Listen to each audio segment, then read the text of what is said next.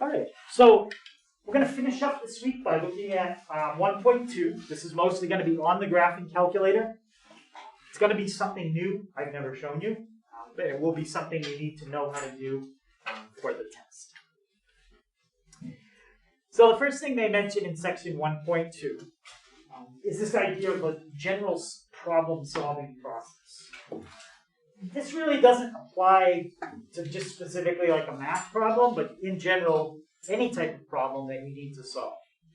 So when you're given a problem, first thing you really need to do is you need to read it, and you really need to break it down into two parts. What are they giving me in this problem to help me figure something out? And what is it they want me to find? So those are the two things. Read the problem, figure out what you're being given, figure out what it is you have to do. What do you have to find? If you read a problem and you have no idea what they're asking you to do, I'm not saying do you know how to do it. I'm saying do you know what they want you to find? The height of the building, how heavy the car is, whatever. What are they asking you to find? Okay. Then once you know what it is they want you to find, that might give you a hint at how you want to go about doing that. When we get into trig, that'll be, like I told you, probably the second, probably in the second term, we'll get into trig. A lot of things we do are going to involve a picture. Because it might be something like, you've got a building 300 feet tall, you've got somebody standing 50 feet away, they're looking up at the building at an angle of 30 degrees, how far away are they from the building? It's a lot of information, it's a lot easier to see that than to just read that or hear it. Okay, so drawing a picture. Making a list. That might be a helpful way to solve the problem. Depends how big the list is going to be. An example where that would be practical is if I said, I want you to take the letters A, B, and C and tell me every way you can arrange them. A, B, C, A, C, B. There's not that many. So you could make a list and see that there's 6 ways. But if I said to you, I want you to take every letter in the alphabet and tell me every single way you can arrange all the letters. Well, you don't want to make a list. We need a better way. Because it's going to be in probably the billions. It's going to be huge. And then what's one other thing we do in math a lot? We make these and then we have to solve them. Yeah? Like make an equation? Right, make an equation. Almost every problem involves solving some type of equation. Whether you get the equation from a picture or somehow usually you got to get an equation. And then once you know what method you want to use, then we go ahead and do it. So if we decide we're going to make an equation and the problem is about an area of a rectangle, you might have to go look up that formula if you don't remember it. Okay, so you look up your formula, carry out the plan, and figure it out. So in this section, we're going to look at a pretty simple problem. It's supposed to be simple because we want to do something on the calculator with it. We don't want to get too confused just figuring out the problem. Okay, so it's going to be something more like an Algebra 1 kind of problem. So in this problem, it's about a car being rented, and there's a fee of $15 to rent the car that you pay right away, and then you pay an additional 20 cents for every mile you drive the car. Now, if somebody went to rent this car, and they asked the person, okay, how much is it going to cost me? What would the person say? How much is it going to cost me to rent this car? What would the person behind the counter say? Yeah. $15 plus however many miles you drive. Right, it depends how many miles you drive. So it's the $15. You can't get an exact cost until they know how many miles you drove.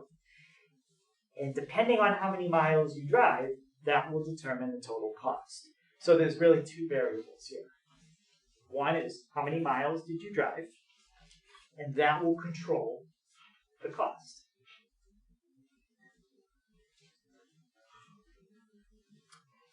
So I want to see if we can come up with an equation that represents that. Starting out with cost equals. Anyone think they could give me a formula using those 2 variables that I could just plug in and it tells me the price? Yes?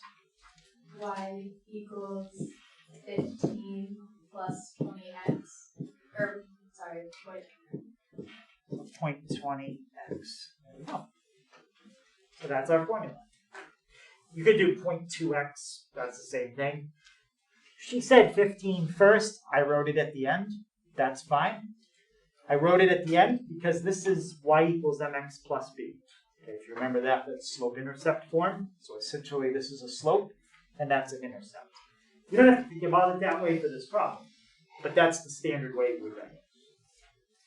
So any question on that equation? Okay, so now that we have that equation, we're going to do a couple things with it. I want to use that equation. Again, this is the equation that models our problem. So we're going to use that model to find the cost if you drive 50 miles.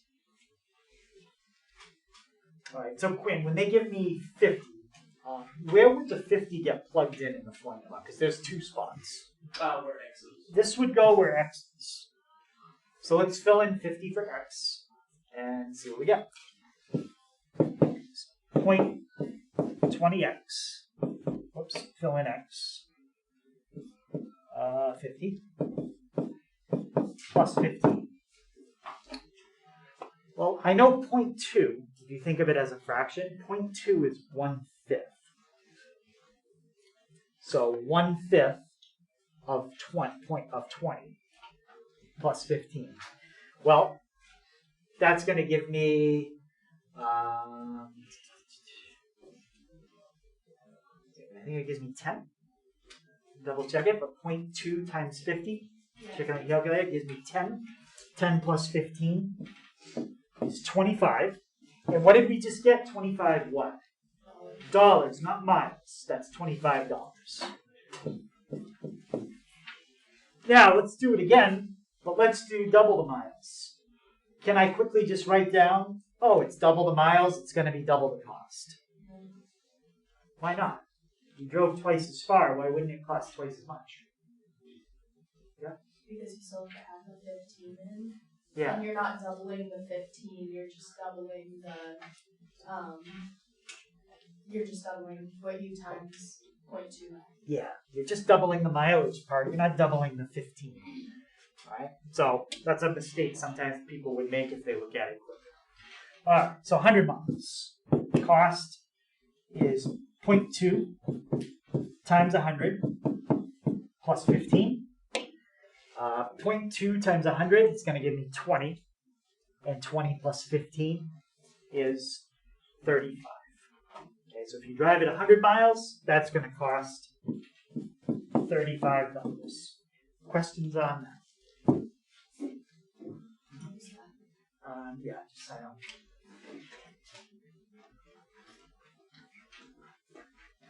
Okay, so that thing, y equals 0.2x plus 15, that's called the algebraic representation of our problem.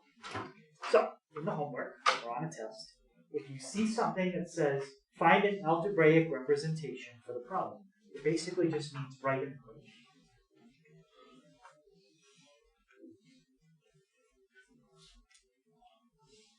So now, the next question, we're going to do two ways. We're going to do it algebraically, and I think most people will already know how to do it. Again, it's algebra 1 kind of stuff.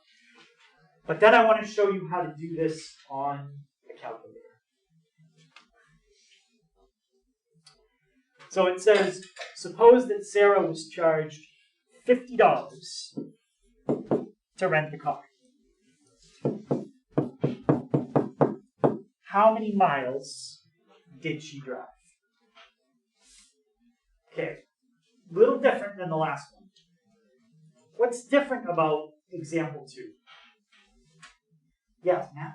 We're given how much she has to pay for the car, but we're not given how many miles she's driven. Right, it's like the distance problem from last night, number 44. You had to use the same formula, but you were plugging in a different spot. Where is this 50 going to get plugged in? Max? It's a y.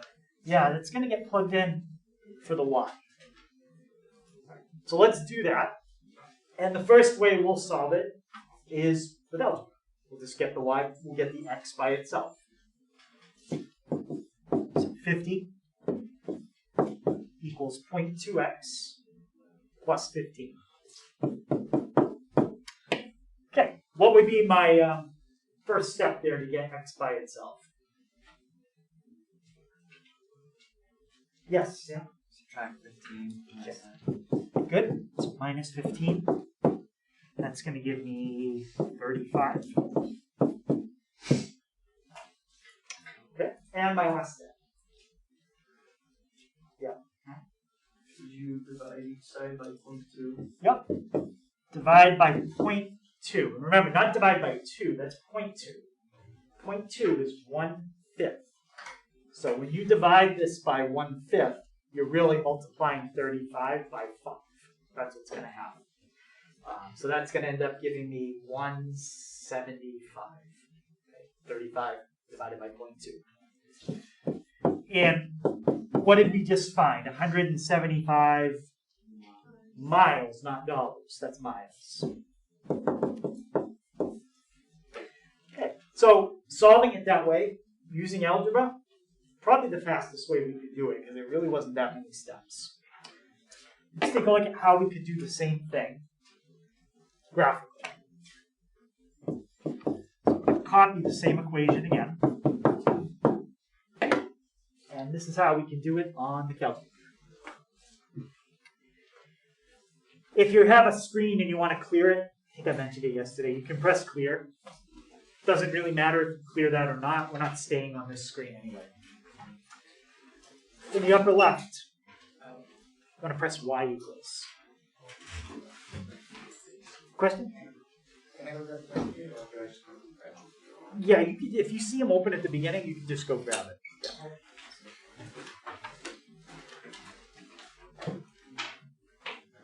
So when you press Y equals in the upper left, your screen should look like that. If there's anything already typed in, it could just be from the last person that used it. We want to start with a screen that's blank. Any questions on getting to this screen? Okay. Now, you can type in up to 9 different things to graph at the same time. We're going to type in 2. On the left-hand side, you're going to put that on the line that says Y1. You're going to put that on the line that says Y2. So let's do it. On Y1, type in 50. Press down. On Y2, 0.2x plus 15. If you forgot where the x is, it's the button right below mode, and it's next to alpha. That's where x is. 0.2x plus 15. If you make a mistake, you can press clear, and you can type it in again. Like me. Okay, so we got any questions on typing that in?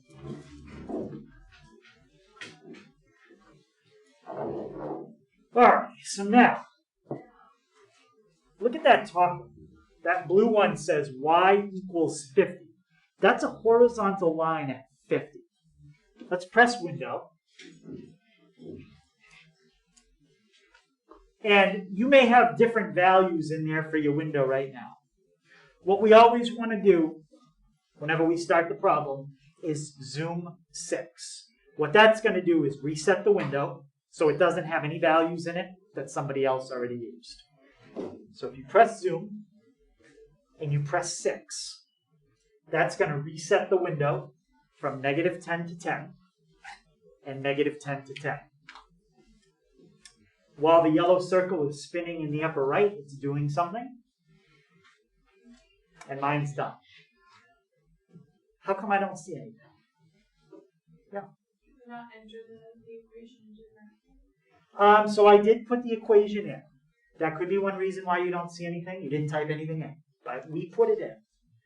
That's always a good thing to check first, because I'll do that a lot throughout the day. Yes? We're too zoomed in. We're too zoomed in. This is way off the screen. This is a graph y equals 50. That's a horizontal line at 50. If I press window, what's the highest that my y-axis goes? 10. Well, let's set it higher. Let's try 60. If I'm looking for something at 50, I don't want to do 50 because then it's going to be right on the edge of the screen. I might not see it. So let's go a little past what we're looking for.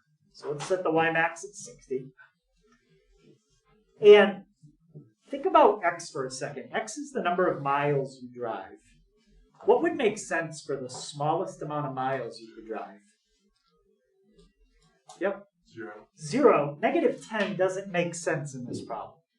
So I would set the x min at 0. Let's hit graph now. Well, now we see something. So that red line represents the cost to drive the car. And you can see that the cost is going up slowly the more miles you drive. I still can't see what I want to see here. Does anybody have a guess what it is I want to be able to see? Yep.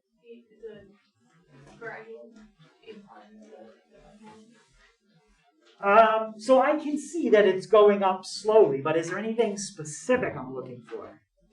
I can see it is going up a little bit. There's something special I want to find. Yeah? The intersection. I want to know where they cross. I want to know where this equals this. What does that mean? Well, as a picture, it means where do they cross each other? Now, I already know how high I need to set my x max. It's at 175. If we didn't know that, we might try setting the miles to 100. You know, just a guess. You hit graph, and you're going to see it getting closer. But we still haven't set x high enough to see where they cross. So what I would do is I would do 200. Go a little bit past, and if you were guessing, you might guess 200. You might guess 150. You'd see, 150 is not enough. Put in 200. Now you'll see a good graph. And you might think, well, why don't I just put in 10 million? Well, then that's big enough. I'll probably see it. The problem is if you put in something too big, it's kind of like trying to look at your house from outer space. It's going to be so small, and you're not even going to be able to tell what you're looking at. So you don't want to go too big, but you need to zoom out big enough. All right. So you should have a graph that looks like this. As long as you can see the intersection, you could have done like 190. That would have been fine. You could have done 250. That would have been fine. And anywhere in there. And what we want to do is calculate where these lines cross. Here's how you do it. So on the calculator, from the screen, first thing you want to do is press the button in the upper left that says second.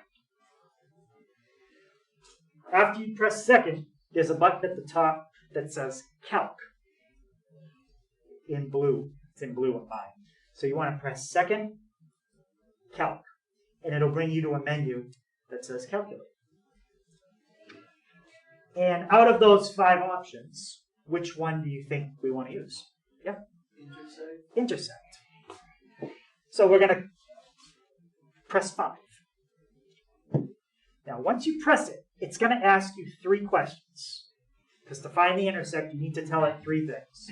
The first thing it's going to ask you is, what is one of the lines that you want to use as the thing to find the intersection?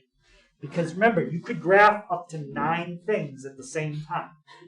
So you had something like this. A line, another line, and let's just do 3 things. Now let's blue. There's lots of intersection points there, but the calculator can only do 1 at a time. So the first thing is you have to tell the calculator what 2 do you want to use. You can only use 2. You want to know where the blue and the green cross? Do you want to know where the green and the red, or the blue and the red? So we have to tell it what 2 we want to use. We only have 2. So it's still going to ask us the question, but the Doesn't really matter. So the first line that I want to use is the blue one. So it says first curve, and I'm just going to hit enter. Once I hit enter, now it asks me, okay, I know you want to use the blue one. What's the other one you want to use? Well, again, we don't have any choice. We want to use the red one. So we're going to hit enter again. And the last question it asks you is, do you have a guess where you think the intersection is? So for this, you want to take the arrow and move it close. It doesn't have to be exact. Just move it close to where you think the two things cross. And hit enter one more time. And it tells us that they cross when x is 175. And that's exactly what we got using algebra. How many people got 175 when we did that? Okay. And you might wonder, well, why is the guess, what is this guess thing? Does it even matter? Well, no, in this problem, the guess didn't matter. You could have put the guess anywhere you wanted, and you would have gotten the right answer. The guess only matters is, let's say you had something like that. The calculator can only find one intersection at a time. And if you said, use the red parabola and the blue line, wherever you put the guess closer to, it would give you that. If you move your guess over to the right, it's going to tell you the location of that. If you move your guess over to the left, it's going to tell you that one. So that's where the guess is important, when there's more than one to pick from on two graphs, like two curves like that. But in this problem, there was. So any question on how to do an intercept?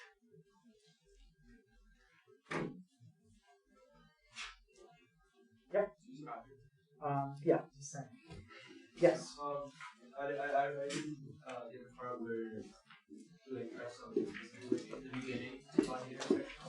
So second calc, is that were you wondering where it was? Yeah. Yep, second calc, and it's option 5. Yes. Do we need to remember this process for like tests tomorrow? There's going to be problems like this in the class. Yes, you do need to know how to find an intercept.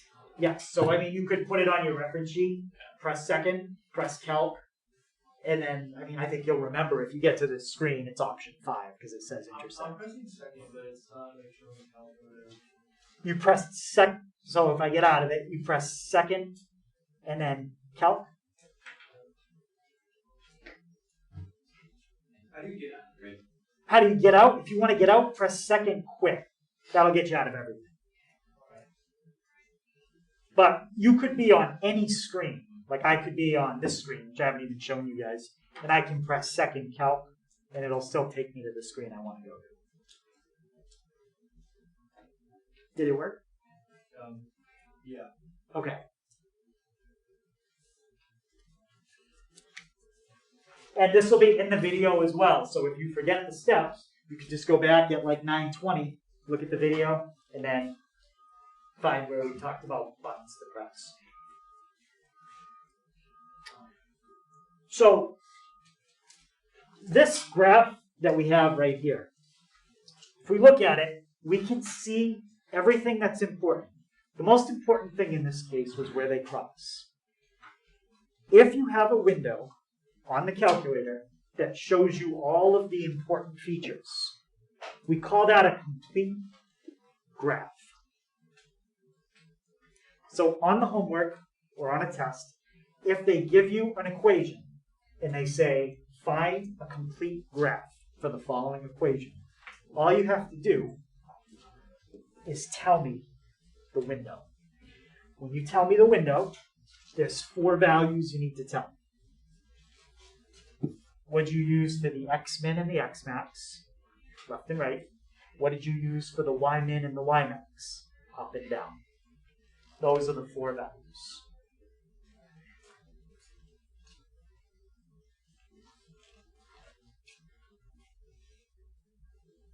So find a complete graph, find a complete window, find a window. Those all mean the same thing.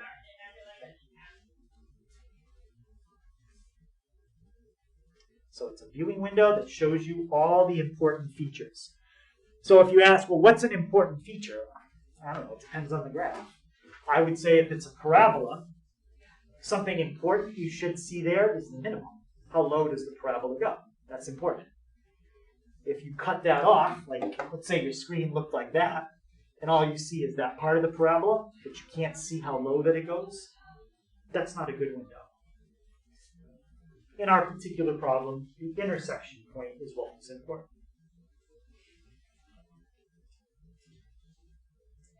All right, so we'll try one more problem on finding a window, and that'll finish 1.2. Okay, does everybody have that first?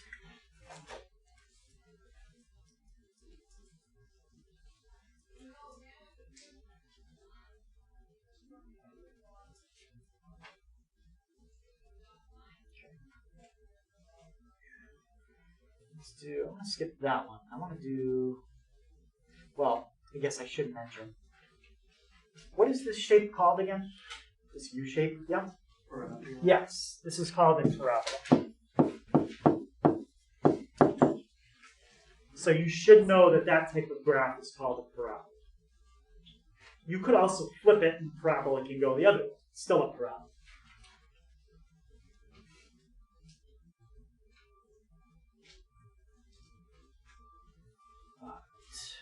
Let's do this one. Find a complete graph. So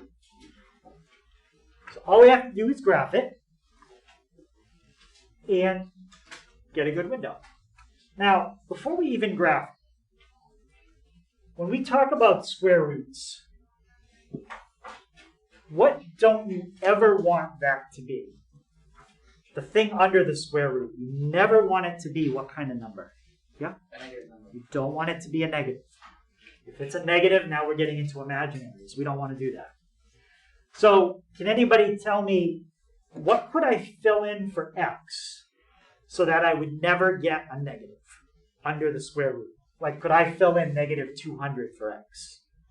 No, that's too small. What could I fill in? It's kind of like everything from this number and up. Yeah?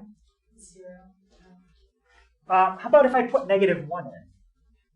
What would negative 1 plus 20 be? Would it be positive? So negative 1 would be okay. But how low could I go before it's not okay? Yeah? You could go all the way down to negative 20 before you can. Right, I can't go below negative 20. I can use negative 20. The square root of 0 is fine. I don't know why people mess that up. You can't divide by 0. But the square root of 0 is fine. It's 0. So when we type this in, let's clear this out. Keep in mind, that's as low as you can go on the x-axis, negative 20. To get a square root, you press second, and then it's the 5th button down on the left-hand side. And we're going to type in x plus 20. Before we graph it, we're going to fix the window. Let me do a zoom 6 and show you that this is not a good window. Don't do this. That's not a good window because I know the graph is going all the way to negative 20, but I can't see that, right? It's going off the screen. And to me, when I look at that, it almost looks like a straight line. Maybe if I put a line next to it, you could actually see that it's not. It's really hard to see, but there's a curve to it. We can't tell that either. How do I know there's a curve to it? Because it's a square root function. I know square root functions have a curve. If you look further to the left, you will see it curve. Okay, so we want to go as low as we can without taking the square root of a negative. So that would mean the x min would go as low as negative 20. I always go a little past. I would do negative 25, so it's not right on the edge of the screen. And what you're going to see is something that kind of hooks a little bit. Yeah? Sorry, I'm behind. How do you change when you type your X, how do you change back to, like, back off of the alpha setting to, like, plus and minus? Because every time I try to press the button again. So, like to type this in? So you should be able to just press second, square root, and then press the X, Oh, that. and then the plus 20. Just like that. All right, let me make sure my window's saved. Yep, -25. Hit graph. Ah, perfect. Now I can definitely see that there's a curve to it, and it starts at -20. That's as low as it goes. It doesn't go to -21 because that wouldn't work. Another thing about a square root, when you graph it, it should look like a sideways parabola. Exactly half of it. That's what this is. It's a parabola on its side, but it's only half. So, to answer this question, what should we use for a window? I would say this. Well, I didn't get it all. That is perfectly fine. Tell me these two values, and then tell me those two.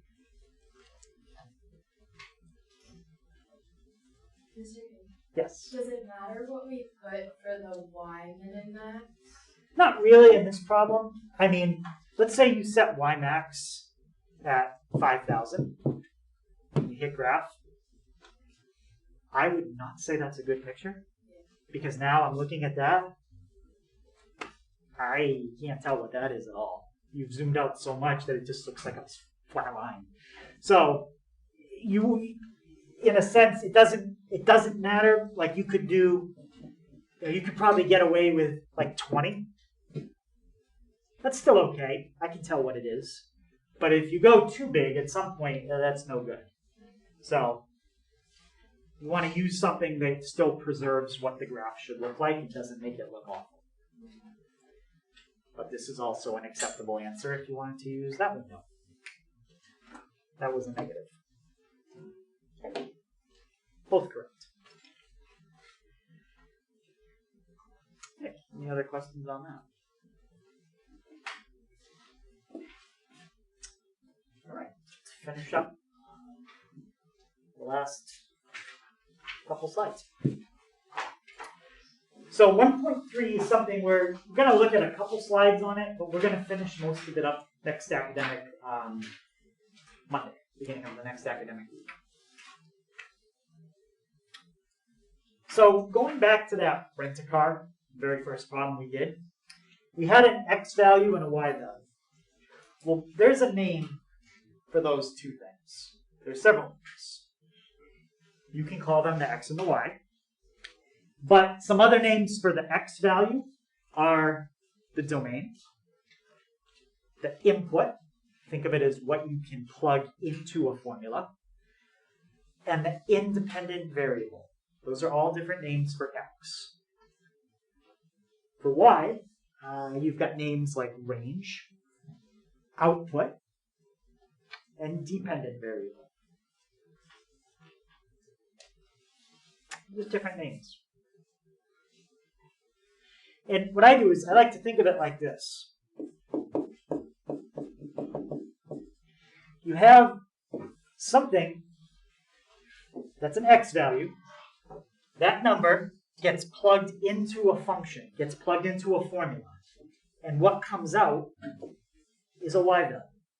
So if I gave like a concrete example, let's say you had the function 2x. If you plugged in the x value 5, what y value would come out of that formula? 10. So if you plug 5 in to this formula, think of this function as like a machine. It takes something and it does something to it and produces something. If you put a 5 into the machine, you're going to get a 10 out of it. This is what you plugged in. That's input. This is what you got out from the machine. That's output. Any question on that idea? Now, there is a restriction sometimes on what you are allowed to plug into that machine. In the case of 2x, there isn't. you could plug any number in for x and double it. That's fine. But in a problem like this, I would say to you, there is one number that you cannot use for x because it would cause you to divide by something we're not allowed to divide by. What couldn't you fill in for x here? You can use any number except 2. You can do 3, you can do 2.7, you can do -10. But you can't plug in 2 because it would cause you to divide by 0. That's one of the problems that can come up when we talk about what are you allowed to plug in. We have to be careful you do not plug something in that would cause you to divide by 0. The other problem that can happen, you guys already saw, is square roots of negatives. You are not allowed to plug in a number for x that would result in a negative under the square root. So anything from -20 and up is okay in this problem. -21, no. -50, no. You can't plug those numbers in. So when you have a square root, or you have a fraction with a variable in the bottom, we have to be a little careful with the x values. Other than those two things, we're always going to be fine. Okay, but those are the two things that we have to watch out for.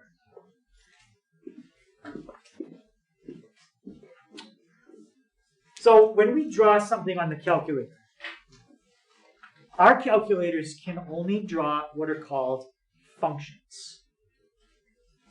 Something is a function if you plug in one x value into the machine and you get out exactly one y value.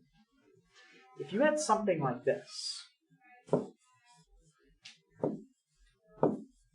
this would be a problem.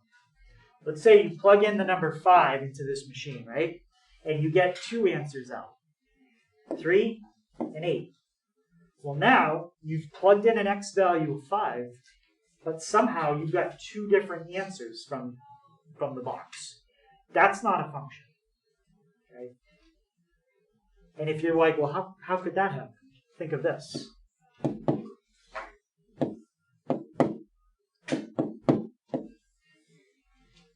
If you plug in a value for x like 16, you're going to get 2 answers, +4 and -4.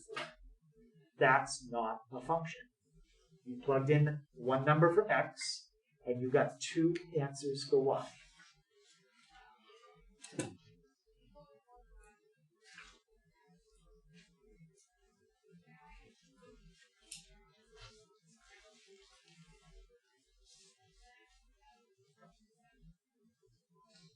In a function, every x value has exactly one y value. I think I already said that to you in various ways. The domain is called your input. Range is the output. It's the result from doing some type of calculation. That's the range. So we already wrote that down. Unless the problem states otherwise, the domain has to be a real number. If something's a real number, what does that mean it could be? When we talked about real numbers yesterday. What do real numbers include? Yep. Any whole number, how would we do that? Okay. What else do they include besides just positives and negatives? Yeah? 0. And fractions, decimals. Real numbers are everything except imaginaries, which we're not doing right now. Okay, so domain has to always be a real number. This is how we wrote the equation for the rent-a-car problem. Y equals 0.2x plus 15. You could have also written it that way. Does anybody know how to pronounce that? Yeah. F of x. F of x. All it is a different way to write a function. It doesn't mean anything different. It still has the same meaning behind it. It's just a different way of representing what you want to say. We'll use that notation quite a bit, F of x.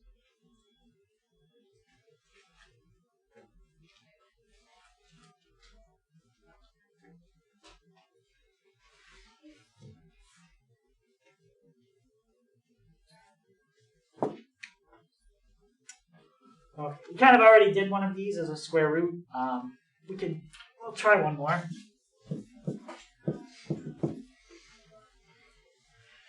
All right. So square root of x minus 3. You don't want this to ever become negative. So what values could you fill in for x? So what's under the square root is never negative.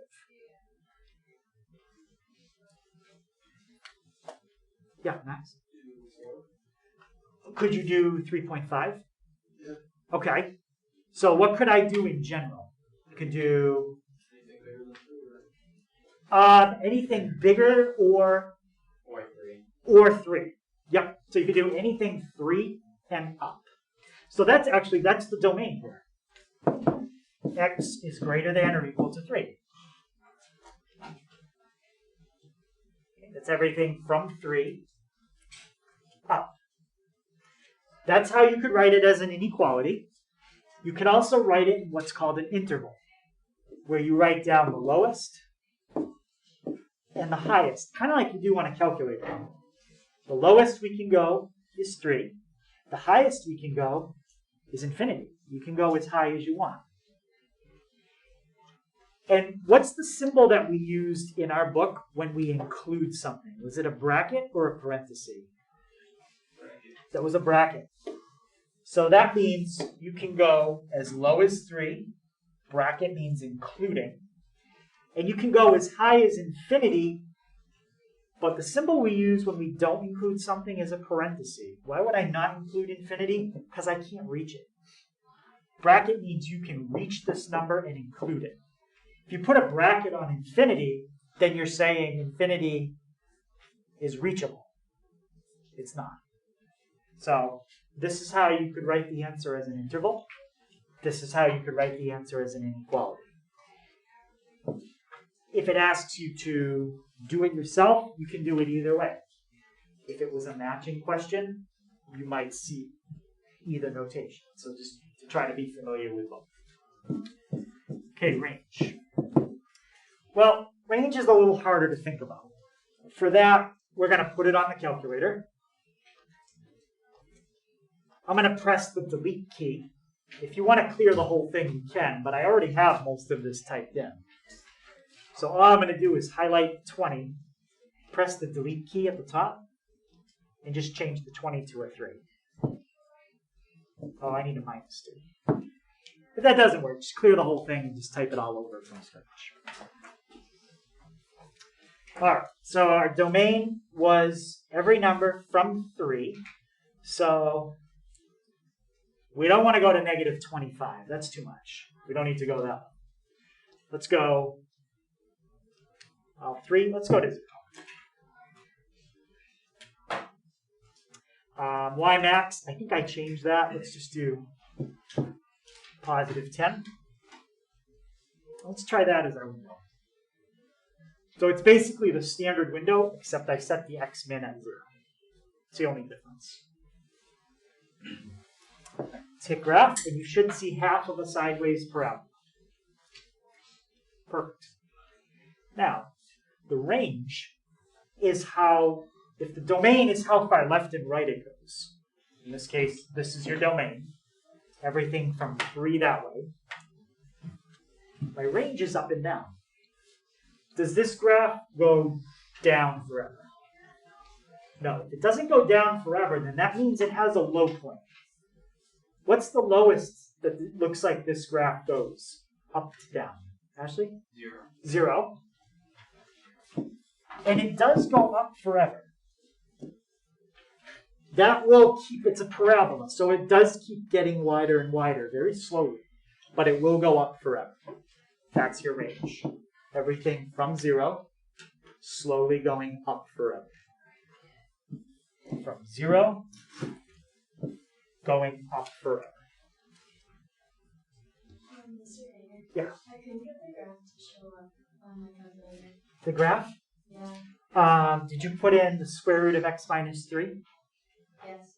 And did you set your window 0, 10, negative 10, 10? Did it give you? Like everything's in there right. It's just when I press graph, the graph doesn't show up. Let me see. Okay. So term of x, so that's a negative symbol. There we go. So remember, big difference between the negative symbol and the minus sign. That will make it work or not work. Now it works. Yeah. Yes. I don't exactly understand how you know what values to set the video. So it takes a little bit of practice. This value, the minimum, I picked 0 because we said that we couldn't go below 3. If I set it right at 3 and I hit graph, I start to wonder, well, that's right on the edge of my screen. So I'm wondering, does it go a little bit more? So what I do is I set it so I can see a little bit more. And now I can see, okay, it doesn't go past that point. So once I know what it should be, because we said it was 3, I go a little bit past it so I can see a couple units more. So just the X-min and X-max, that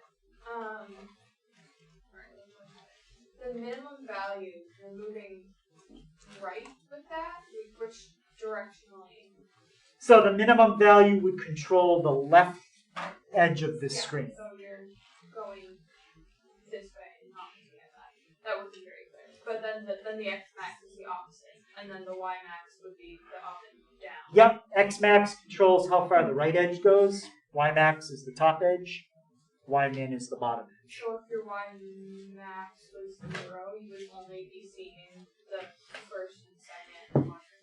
Yeah, if I set my Y-max as, well, if you set your Y-max as 0, then 0 is as high as you go. You don't, you're seeing quadrant. So if you set your Y-min at 0, Yeah. you would only be seeing Yep. that.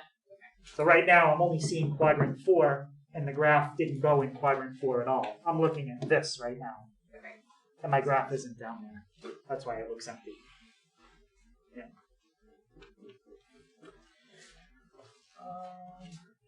That'll be the one. That's fine.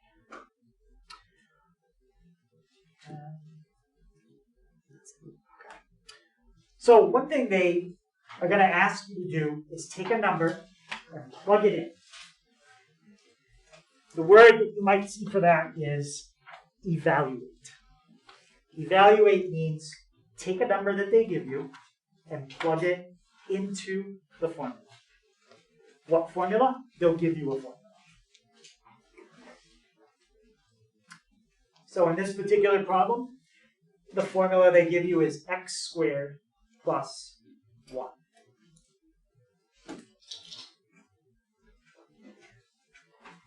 And I'm going to give you 3 different values to plug in for x, and then tell me the answer, okay, a value.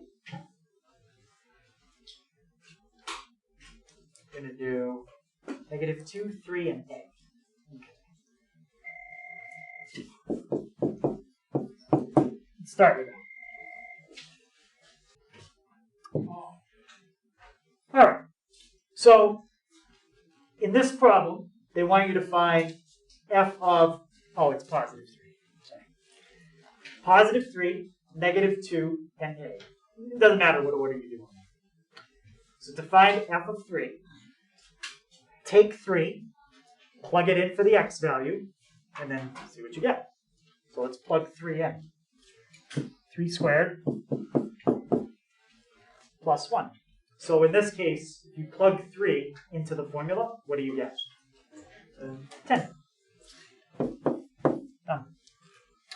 Let's do -2.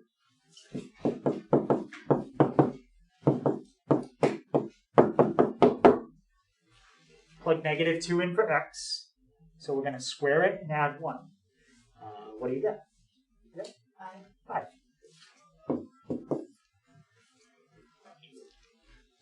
Let's try a. What would you get if you took all the x's and replaced them with a's?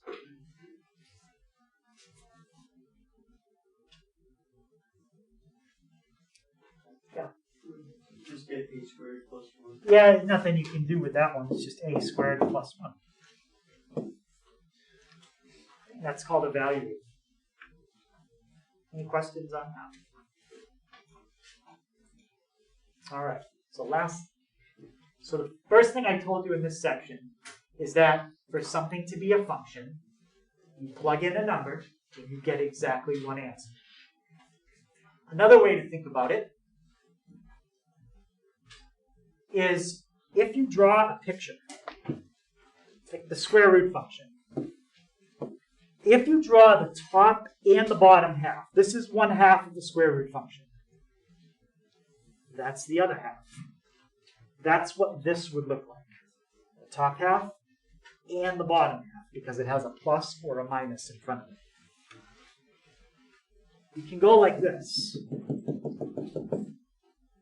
And if you put a vertical line somewhere, well, preferably it stays connected. You take a vertical line, and you can put it in your graph somewhere, and it hits the graph in more than one spot, like it does here and here. That means your graph is not a function. And does anyone know the name of that test? Yeah? Vertical line test. That's called the vertical line test. So in the vertical line test, you take your picture, like let's say you had a circle. You take a vertical line. Take the vertical line and start dragging it through the picture. If it ever hits more than once, then your graph or your picture that you have is not a function. So in the case of a circle, is that a function? No. How about this? Yeah. If I drag that through it, it never hits it more than once. Horizontally it would, but not vertically. So that wave is a function. That's the vertical line test.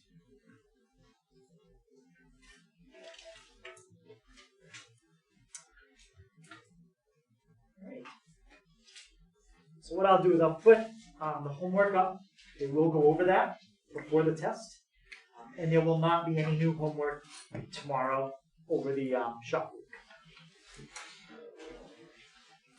What I'll add to that is a list of topics that are going to be on the test. So I'll pause the video. I'm not going to have time to do it before you guys leave, but I'll put them in before I upload it to YouTube. Yes? Hager is spending. Yeah, you only got about 1 minute. Oh, okay. No. Yeah, 9:55, I think. So, you got about a minute. Maybe 2.